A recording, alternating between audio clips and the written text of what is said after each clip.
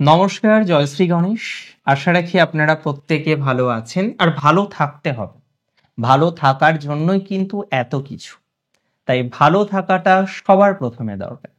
2025-এর 10টি প্রেডিকশন নিয়ে আলোচনা করব, এমন 10টি প্রেডিকশন যার মধ্যে ম্যাক্সিমাম প্রবাবিলিটি রয়েছে আপনার জীবনচক্রে ঘটার বা আপনার জীবনচক্রের সাথে প্রেডিকশনগুলো হুবহু ম্যাচ করার এক প্রবাবিলিটি 2025-তে আমরা দেখতে পাবো, এই আশা রাখছি। চলুন প্রেডিকশনগুলো শুরু করি। মিথুন রাশি বা জেমিনাই সাইনের জন্য আজকের প্রেডিকশনগুলো। সবার প্রথম 2025-তে যে বিষয়টি নিয়ে আপনি নিশ্চিত থাকতে পারেন যে আপনার হেলথের ক্ষেত্রে যে কমপ্লেক্স সিচুয়েশন বারংবার তৈরি হচ্ছে, বারংবার আপনি রিয়েলাইজ করছেন যে আপনার হেলথ মোটের উপর ঠিক থাকছে না। আজকে এক সমস্যা, কালকে আর এক সমস্যা, এইভাবে কোথাও যেন সমস্যাগুলোর কন্টিনিউশন হচ্ছে। আমি দায়িত্ব নিয়ে বলছি 2025-তে শ্রী গণেশের কৃপায় আপনাদের হেলথ বেটার থাকবে এপ্রিল মাসের পর, মে মাসের 14 তারিখ থেকে। স্বাস্থ্য উন্নতি, শুধু শারীরিক স্বাস্থ্য নয়। দেখুন, স্বাস্থ্য আপনারা জানেন যে মানসিক স্বাস্থ্যও যতটা গুরুত্বপূর্ণ, ততটাই গুরুত্বপূর্ণ শারীরিক স্বাস্থ্য, বা ভাইস ভার্সা। ডেফিনেটলি মানসিক স্বাস্থ্যও ততটাই গুরুত্বপূর্ণ। সিগনিফিকেন্টলি শারীরিক কিংবা মানসিক উভয় স্বাস্থ্যের ক্ষেত্রেই আমরা বিস্তর পজিটিভিটি এক্সপেক্ট করতে পারি। 2025-এ মিথুন রাশির জাতক জাতিকাদের স্বাস্থ্য উন্নতি সম্ভব, স্বাস্থ্য উন্নতি হবে। পরবর্তী যে প্রেডিকশন, যারা দূরে আছেন, যারা জন্মস্থান থেকে দূরে, মানে কলকাতায় বাড়ি থাকেন ব্যাঙ্গালোর, কলকাতায় বাড়ি থাকেন পুনে, তাই না, দূরে আছেন, বা অন্য কোনো দেশে আছেন, সেটা বাংলাদেশ থেকেও দূরের দেশে সম্ভব, সেটা ভারতবর্ষ থেকেও দূরের দেশে সম্ভব, বা আপনার পিতার কর্মজীবন ছিল হয়তো ইউএসএ এবং যে কারণে আপনার নিউ জার্সিতে জন্ম হয়েছে, কিন্তু পরবর্তীকালে পিতা কলকাতায় ফিরে আসেন এবং আপনি কলকাতাতেই বড় হন, পড়াশোনা চলে, সেক্ষেত্রেও আপনি কিন্তু জন্মস্থান থেকে দূরে আছেন। খুব ভালোভাবে এই বিষয়টি বুঝতে হবে। আমরা অনেক ক্ষেত্রেই দেখি অনেকেই খুব কনফিউজড হয়ে যান বিষয়টি নিয়ে। যেখানে আপনার জন্ম হয়েছে সেটাই আপনার জন্মস্থান, একদম সিম্পল। সিগনিফিকেন্টলি আমরা মনে করি যারা জন্মস্থান থেকে দূরে আছেন তাদের উন্নতি যথেষ্ট সম্ভব, এবং এই কারণেই আমি মিথুনকে একটা পরামর্শও দেব, যেটা আমি অলরেডি দেখবেন আরেকটা ভিডিওতে দিয়েছি, যে হোম সিকনেস যাদের আছে না, বাড়ি ছাড়া ভালো লাগে না, বাড়িতে থাকবো ঘি ভাত খাবো, জাস্ট একটা কথার কথা বললাম, সিগনিফিকেন্টলি বাড়ি থেকে দূরে যেতে হবে। কাদের দূরে যেতে হবে? আপনি এমন প্রফেশনে আছেন সেখানে বাড়িতে বা আপনার হোম প্লেসে ততটা স্কোপ নেই, তাহলে আপনাকে দূরে যেতে হবে। এই জায়গাটিকে মাথায় রাখুন। বাড়িতে থাকতেই হবে এরকম বিষয় নয়, আপনি দূরে গিয়েও প্রচুর ডেভেলপমেন্ট তৈরি করতে পারেন, এবং আমি মনে করি যারা দূরে আছেন কর্মসূত্রে হোক, শিক্ষা সূত্রে হোক, ডেভেলপমেন্ট হবে। বিদ্যার্থীদের অসম্ভব উন্নতি 2025-এ, উচ্চশিক্ষায়, প্রাথমিক শিক্ষায়, ফাইন আর্টস বা যে কোনো কলাবিদ্যার শিক্ষায় অসম্ভব উন্নতির জায়গা। বাধা কমবে বলে মনে করছি। তার মানে যে সমস্ত জাতক জাতিকারা বর্তমানে এই সমস্ত বিষয় নিয়ে পড়তে গিয়ে দেখলেন আপনার চতুর্থে কেতু, সেটা তো অনেকে জানেন অনেকে জানেন না, কিন্তু এডুকেশনাল বাধা আসলো, কোথাও গিয়ে নিজের মন মানসিকতা সেইভাবে আপনি দিতে পারলেন না, সেইভাবে ফোকাসড হতে পারলেন না, আবার কোথাও গিয়ে আপনার বন্ধুর জায়গা থেকে ডিস্টারবেন্স আসলো, আপনি এডুকেশনে এগোতেই পারলেন না। এই যে এডুকেশনে এগোতে গিয়ে আপনাকে বাধার মধ্যে পড়তে হলো, এই জায়গা থেকে আমি দায়িত্ব নিয়ে বলছি পজিটিভিটির মাত্রা ক্রম বাড়বে।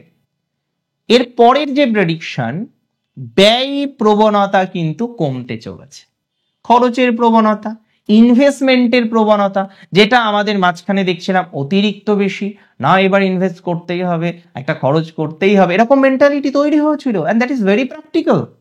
মিথুনের বহু মানুষ, আমি জানি না যে কথাটা কতটা আপনারা অ্যাকসেপ্ট করবেন, but that is very important, যে বহু মিথুন রাশির জাতক জাতিকারা হিউজ পরিমাণে কিন্তু ইনভেস্ট করেছেন, বিগত সময়ে ব্যয় করেছেন।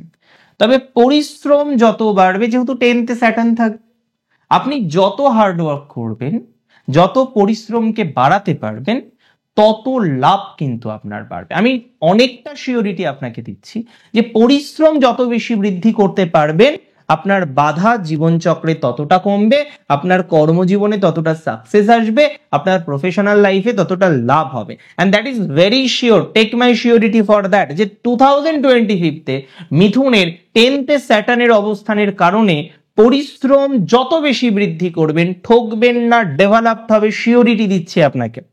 তবে ভাইয়ের সাথে সম্পর্ক নিয়ে একটু সমস্যা হওয়ার প্রবণতা রয়েছে।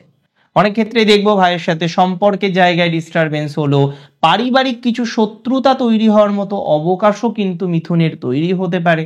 তাহলে ভাইয়ের সাথে সম্পর্ক মেনটেন করতে হবে, পারিবারিক শত্রুতাকে মেনটেন করতে হবে, এই সংক্রান্ত বিষয়ে একটা হিউজ সমস্যা আসার প্রবণতা আছে।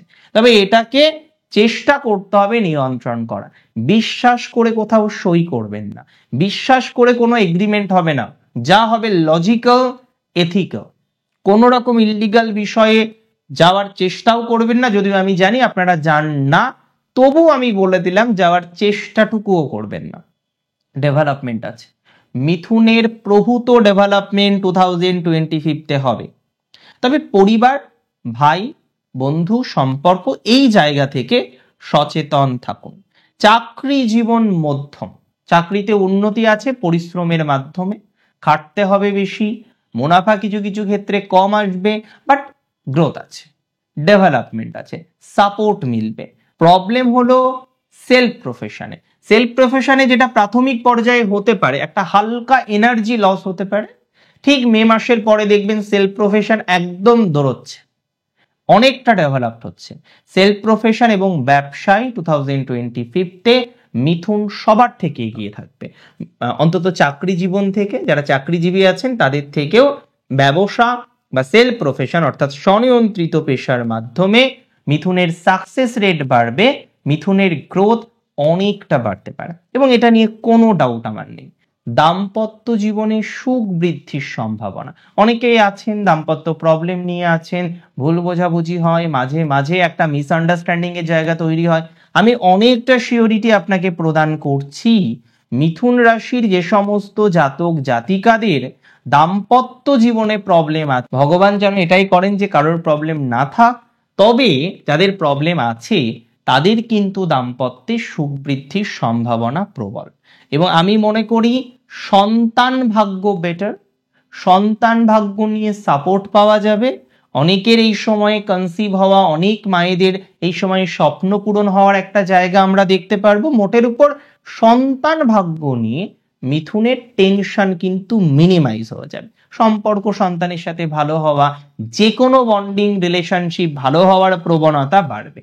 অ্যান্ড পরিশেষে বলি, যাদের বিবাহ হচ্ছে না, কথাটা শুনতে খুব খারাপ লাগে, বিবাহ আবার হবে না কেন, বাট প্র্যাকটিক্যালি বহু জাতক জাতিকার বিবাহ, কারণ তার নিজের পছন্দ হয় না, সে যখন পছন্দ করে তাদের দিক থেকে ডিস্টার্ব আসে, আবার সে যখন পছন্দ করে না তারা তো অত্যন্ত আগ্রহী, মানে কোনো একটা কারণে ব্যাটে বলে ম্যাচ করছে না। এই ধরনের বিষয়ে যোগাযোগ বাড়বে, বিয়ে হয়ে যাওয়ার প্রবণতাটাই অনেক বেশি পরিমাণে থাকতে চলেছে। আজকের অনুষ্ঠান সম্পর্কে আপনার মতামত আমার কাছে জানাটা অনেক দরকারি, আপনার মতামত জানা। ভালো থাকুন আপনারা প্রত্যেকে, আর সুস্থ আশা রাখি থাকবেন। এত কিছু যখন ভালো থাকার জন্য, ভালো তো থাকতেই হবে। শেষ করছি আজকে এখানেই। জয় শ্রী গণেশ।